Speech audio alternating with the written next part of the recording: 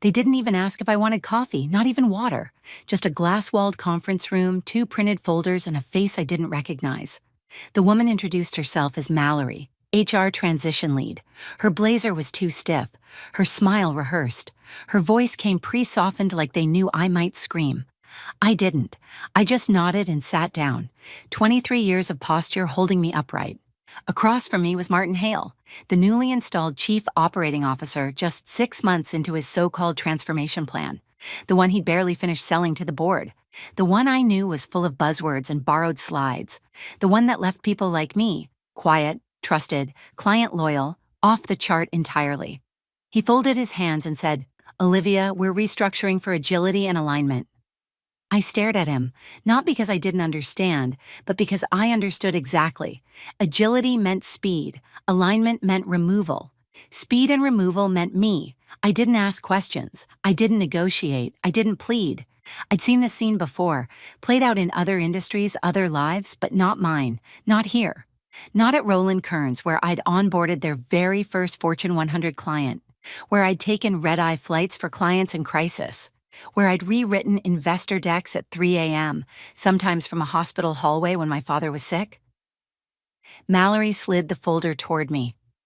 "It's a generous package." I didn't open it. "How many clients know?" Martin hesitated. "We'll be communicating at the appropriate time." I nodded once. "So, they don't." He didn't respond. I looked down at my hands. No ring, just a soft scar on my knuckle from a campaign I pulled out of a dumpster fire 15 years ago. "Who's taking over the Petrovia account?" I asked quietly. Mallory smiled again. "That'll be Lexi Chen. She's been shadowing you for 2 months," I said. "She still forgets which side of the dashboard the client logins are on." Martin looked annoyed. "She'll grow into it." I stood up. No outburst, no appeal, just the measured exhale of someone who had been erased, not fired. Mallory offered to walk me out. I declined. As I passed reception, Amy, our front desk coordinator, gave me a brief nod, her eyes flickering with something she didn't dare say. I rode the elevator alone. 23 years, gone in 17 floors. No goodbye lunch, no founder, no exit memo. Just me, a padded envelope, and the knowledge that somewhere in the client pipeline, a call would go unanswered. A name would be mispronounced. A need would go unrecognized. They didn't know it yet, but I'd already left more than just the building. If you're still here, maybe on your commute, maybe wondering what happened to the quiet ones, just tell me where you're listening from. And if you've ever been let go without warning, stay with me. This story is for you. The next morning should have started with a call from Petrovia's legal director. Thursdays were contract days, final signatures, scope extensions, brand narrative compliance. She never needed to be reminded. But my phone stayed quiet. It wasn't until nearly noon that I realized why. They hadn't called because they didn't know. They hadn't asked because they assumed I was still there. I always had been. For 23 years, I was the constant behind the curtain, the one who answered at midnight, the one who never needed introductions because I was already copied on the thread. They didn't ask where I'd gone because no one told them I had. Martin's strategy wasn't just about removal. It was about erasure. My name wasn't forwarded. My contact wasn't replaced. They simply routed everything to client services. A shared inbox with 4 interns, 2 coordinators, and 1 overworked manager who barely knew how to spell Petrovia's CMO. That afternoon, I sat in my apartment with the blinds half drawn, watching the light shift across the floor. I had nowhere to be. No decks to polish, no last-minute media alerts to write. It should have felt like freedom. It didn't. I opened my laptop out of habit, logged in to nothing. My credentials had been revoked within 2 hours of my exit. No warning, just a cold lockout. I checked LinkedIn. Lexi had updated her title, Strategy Liaison Energy Accounts, not director, not lead, not even manager, just liaison, a soft placeholder they could mold. Her update had a string of clapping emojis in the comments. A few internal staffers posted congratulations. One said she'd earned it. That one stung not because I disagreed, but because it showed how easily people rewrote the story when it suited them. I wasn't the story anymore. I was a blank space in the org chart. Until my phone rang. I hesitated, then answered. "Olivia?" It was William Crane, senior partner at Delbridge Equity, one of my longest-standing clients, the kind of man who never wasted time on pleasantries. "I've sent 2 emails, haven't heard back. Is something wrong?" I blinked. "I'm no longer at Roland Kearns." A long pause. "Since when?" "Yesterday." Another silence, then, "Who the hell thought that was smart?" "I couldn't tell you," he exhaled. "This week's review call was critical. We're about to move $100 million in campaign capital. I needed you." I swallowed. "I understand. You were the reason we stayed." His voice wasn't angry. It was cold, like a bond breaking without ceremony. "I'll figure something out," he said, more to himself than me. "But I need to know, was this your choice?" "No." That was all I said. By sunset, I'd received 2 more calls, one from a luxury retailer VP, the other from a private health client whose founder once called me the only reason their brand made it out of 2020. They weren't calling to ask what happened. They were calling because nothing was happening. Emails weren't returned. Responses were delayed.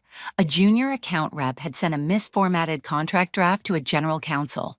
One client's name was misspelled on a milestone report. They didn't call Lexi. They called me. Because even after I was erased, the void still had my shape. There's a strange thing that happens when the work you built forgets your name. You stop trying to fix it, and you start studying it. I wasn't angry. Not then. I was still in shock.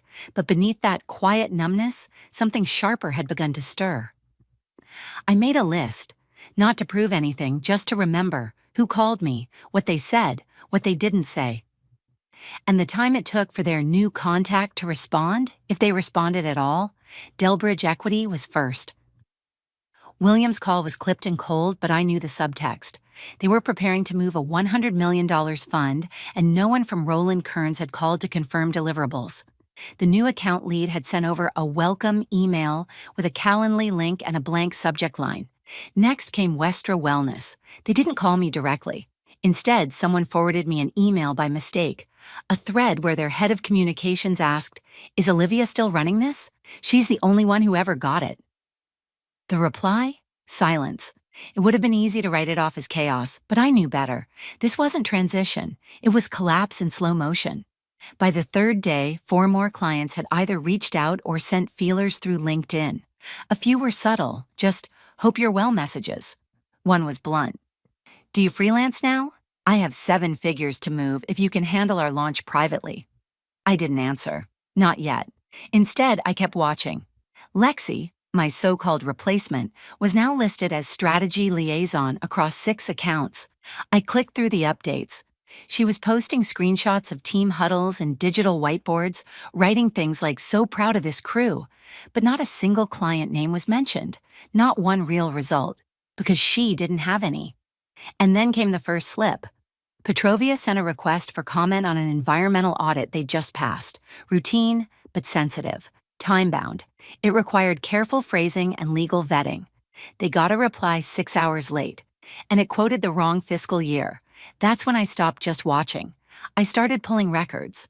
Not from inside, those doors were already closed, but from what the public still showed: press releases, engagement metrics, time-stamped updates, client statements, legal filings.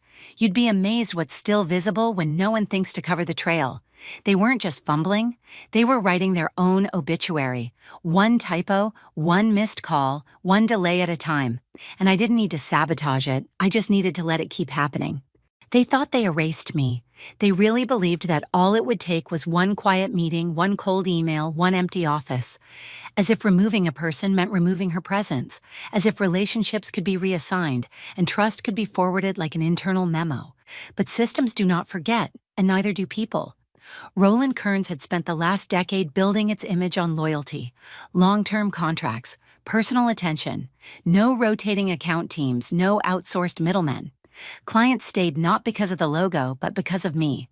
Because of the conversations at midnight. The calls that started with, "I know this isn't in the scope, but..." and ended with me staying 3 extra hours to fix a crisis before it reached headlines. So when I disappeared, they noticed. But not all at once. Not loudly. They noticed the delay in responses. They noticed the new names on the signature line. They noticed that things were still moving, but less smoothly, like something mechanical had lost its oil. I stayed quiet. I did not reach out to anyone. I needed to disappear cleanly. But the messages came anyway. A client I had supported through 3 mergers called my personal number. He never used to. "Olivia," he said, "the new associate is very nice, but she asked me what industry we're in." I did not laugh. He did not either. Another client, a luxury hotel chain with global locations, left a voicemail I played twice just to make sure I heard it right. I waited 4 days for someone to confirm an event brief. By the time they did, I had already reached out to another firm.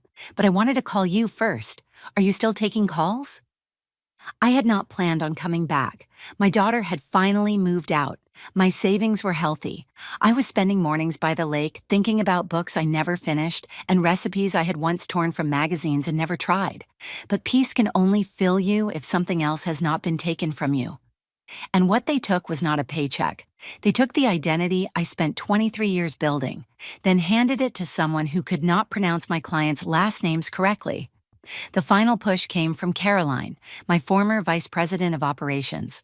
She and I had survived acquisitions, rebrands, hostile clients, boardroom reshuffles, and the worst campaign crisis we ever faced, when a celebrity spokesperson went rogue live on air. She called late at night, whispering like she was hiding from someone. "They're spinning, Liv. Petrovia pulled 2 major contracts. The software team is frozen because no one knows who's actually supposed to approve scopes now. The board is asking questions no one has answers to. Martin is in constant meetings with legal." I listened in silence. "What do they think happened?" I asked. "They're blaming a talent gap. They're calling it a capacity bottleneck, but every client I talk to says the same thing. Where's Olivia?" I opened my laptop. I created a spreadsheet. I titled it Foundation. It had 3 columns: clients, colleagues, gaps. I filled out the first 20 lines in less than 10 minutes. This was not revenge. This was architecture. If the old firm had forgotten how it stood tall, then maybe I needed to build something new, with better balance, smarter roots, and no one pretending they were immune to erosion. And this time, it would have my name on the building, not just the legacy in the walls. It started slowly, not with cancellations, not with angry emails, just quiet. The kind of quiet that comes before a storm, not loud, not violent, just unsettling in its absence. Like walking into a room that used to be full and realizing you are the only one who remembers the laughter. At first, they tried to keep up appearances. The new account managers replied with cheerful language. "We're reviewing your request. Thanks for your patience. We'll get back to you shortly." But they never did, at least not in time. Because when you remove the person who knows the story, who knows the context behind the numbers, the unspoken concerns behind each client's tone, you are not just losing an employee. You are losing history. And history, in business, is memory. And memory is money. I heard through Caroline again. She had become my unofficial scout, still embedded in the old structure, still loyal to the standard we built together. She called one morning and sighed before even saying hello. "They are drowning, Liv, not in complaints, worse than that, in silence." "What do you mean?" "Clients are not calling to complain, they are just not calling back. Meetings are being rescheduled. Requests are piling up without escalation. It is like everyone is holding their breath and waiting for a reason to walk." That was always the risk with long-term trust. When you build relationships that feel effortless, the client forgets what effort is being made. But once the wrong person shows up to the call, once there is hesitation, confusion, awkward reintroductions, the illusion is gone. And no one fights for a mediocre experience. I began to receive messages in odd hours, former clients reaching out in private after business hours, hesitant but hopeful. One message read, "We're trying to get clarity on campaign timelines. The new team keeps repeating themselves and no one seems to know who can actually approve our changes. Are you consulting yet?" Another one said, "Can we just meet for lunch? Not business, just advice." They were not asking for the firm. They were asking for me. Because the new voices, no matter how enthusiastic, were not solving problems. They were forwarding them. They were taking notes to check with leadership. They were moving action items up a ladder where no one had any rungs.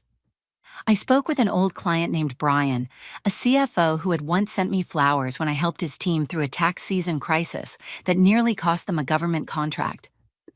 "Olivia," he said, "we were willing to give the new team a chance, really. But we had one question about liability in our scope agreement, and they said they would need 2 days to check. You used to answer that in 30 seconds. He paused. "You made us feel safe. Now I feel like I am managing my own vendors again." And that was the line. Not anger, not insult, just fatigue. These clients were senior people. They had teams, boards, stakeholders. They did not need excuses or reassignments. They needed someone who would pick up the phone at 7 p.m. and already know what the issue was without a long explanation. I had been that person, and now, apparently, I was being asked to be again. But this time the request was not for a role, it was for a partnership. 3 separate clients asked what it would take to retain me independently. Not as a freelancer, not as a hired gun, but as a founder. And I realized something I had not wanted to admit back when I left. The work was not done with me, and I was not done with the work. That evening, I sat down with a glass of red wine and a legal pad.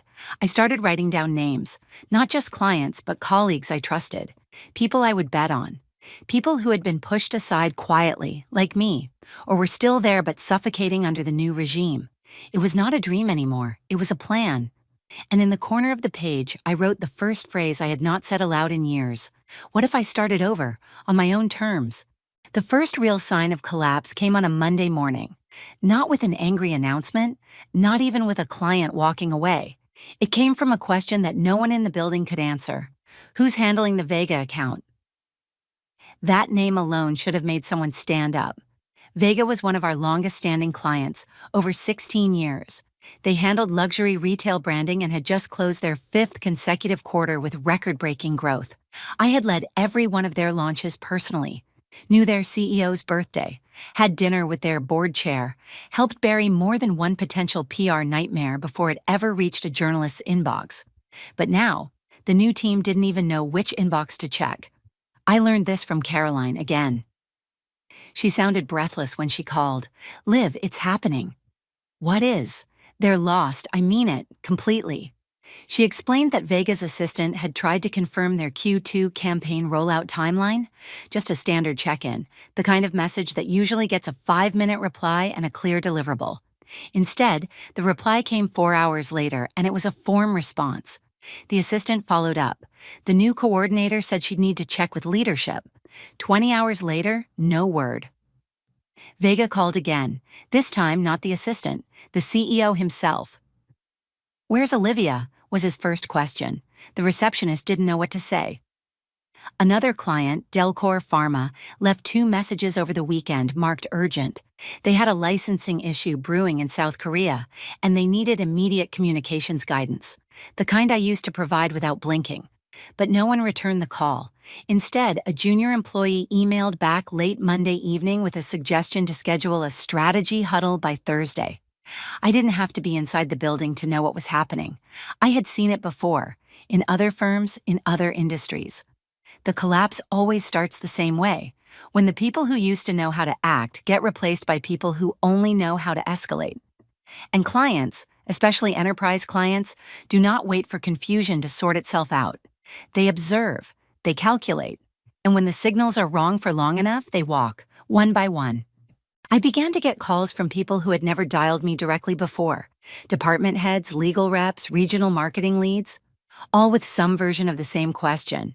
"Are you still around?" Some were subtle. "I understand you're no longer with the firm, but if you ever consider advising again, we'd like to talk." Others were more direct. "They said you were unavailable. We said we were too." The most telling moment came when Franklin Vega himself sent me a short message. "Notice the silence. We're moving our business elsewhere. If you're considering launching something, consider us your first contract." I sat with that message for a long time. It wasn't pride I felt. It wasn't revenge. It was something quieter, like hearing a door close, but realizing you now hold the key. Back inside the firm, things were unraveling fast. Caroline whispered that Martin, the COO who had orchestrated my exit, was under pressure. The board had started asking questions. Why were top-tier clients pulling back? Why were retention metrics slipping for the first time in 6 years? He blamed transition pains, blamed legacy systems, blamed Olivia's lack of documentation. But it wasn't the documentation. It was the memory, the muscle, the conversations I never wrote down because they didn't need to be, the instincts I had after 2 decades of doing it right. And you can't hand that over in a file.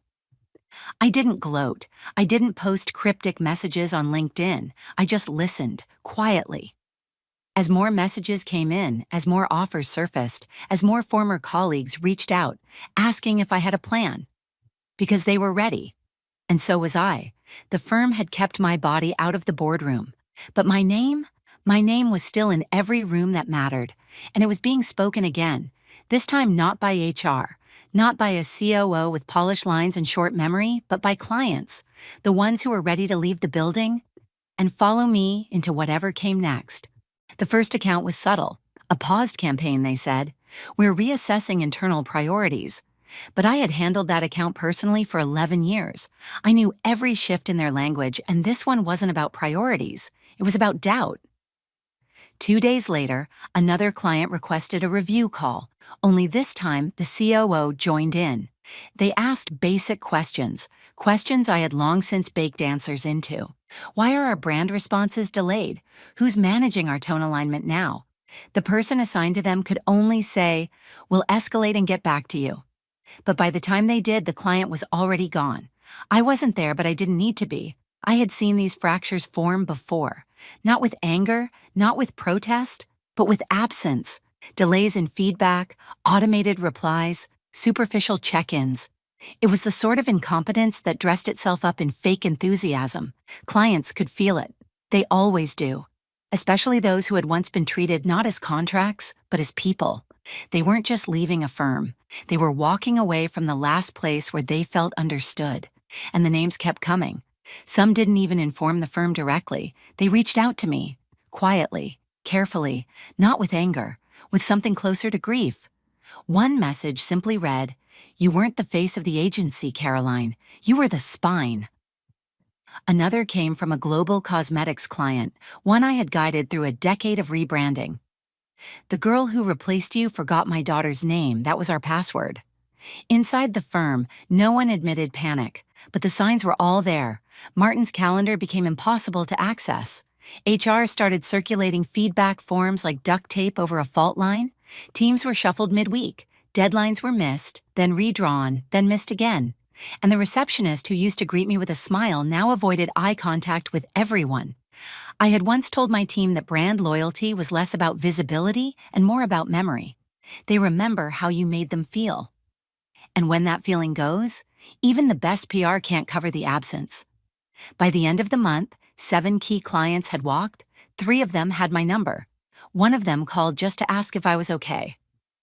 And I could hear it in her voice. The need for something solid again, something personal. She didn't ask if I was planning to return. She asked if I could recommend someone else who cared the way I did. I couldn't answer right away. But the moment I put the phone down, I knew. The silence that followed wasn't emptiness. It was possibility, rearranging itself in the quiet. I had told myself I was done. After 23 years, I thought I had earned the right to be still, to sleep past 6, to let emails rot in inboxes, to pour my coffee without checking the newswire. But rest is only peace when it feels chosen. And every time the phone rang, it pulled at something I thought I had buried. They didn't call to ask if I was free. They called because they assumed I would never say no. One by one, the clients I had once built futures for were finding their way back to me.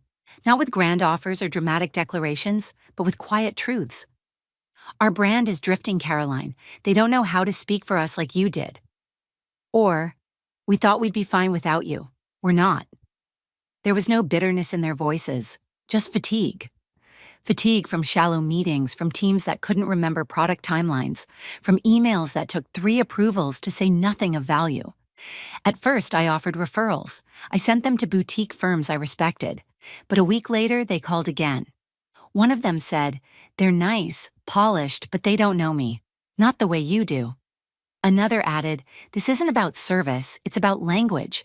You never needed to translate us to ourselves. You just knew." I hung up that day with a single thought I hadn't let myself entertain before.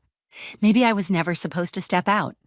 Maybe I was supposed to step aside and build something quieter, smarter, my own. That same evening, I called Janice Lee, my closest collaborator from the early years. She had walked 3 months before I was let go. "I'm not surprised," she said after I explained what had been happening. "They thought legacy was a logo.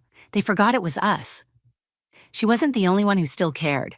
Within a week, I had 3 more former colleagues on the line. All of them tired, all of them ready. I know, we met in a borrowed loft above an old bookstore in Midtown. No vision boards, no funding decks, just coffee, notepads, and stories of everything we'd once done right, and everything we would never do again. We called it Gray Line, a nod to the invisible lines clients trusted us to draw, between caution and courage, risk and reason, brand and truth. No corporate slogans, no egos in the room, just precision, memory, intent. I didn't chase funding. I didn't need to. The first client came to us, a 6-year contract, 8 figures. "We'll follow you wherever you're building," the CEO said. "Just tell us where to sign." I remember staring at the contract for a long time, not because I doubted it, but because I could finally read it without seeing someone else's logo in the header. This time, it was ours. And while the old firms scrambled with their reshuffles and rebrands, we didn't announce anything. We didn't launch a campaign. We just moved quietly, like we always had. And the clients followed, not because we made noise, but because we had never needed to. They say starting over at 55 is brave, but this didn't feel like starting over. It felt like returning to something I had always known, but finally allowed myself to claim. Now, every morning I walk into an office that fits the work, not because it's big, but because it's built for depth. And every time the door opens, it isn't with hesitation. It's with purpose. And I don't just belong here. I built it to belong to. It was late, close to midnight, when the call finally came. Not from the new COO, not from Dana in HR, but from the founder himself, Richard Calloway. His name blinked on my phone for a long second before I let it ring through. Twice, I didn't answer, because by then I didn't need to. Instead, I turned to the person sitting across from me, Marcus Doyle, one of my first hires at Gray Line and once the junior who used to stay late with me just to recheck every comma in a client deck. Now, he ran operations. He leaned forward and said quietly, "Is that him?" I nodded. "Let it go to voicemail." We went back to planning our next quarter. The call kept ringing. When it stopped, Marcus smiled. "You sure you don't want to hear it?" "I already know what he'll say," I replied. "They've lost 3 of their oldest clients this month, and they're scrambling. But it's not me they need now. It's who I was. And that person doesn't work for them anymore." Later that week, I heard through a former colleague that Richard had flown in from London to try to salvage what remained. But it was too late.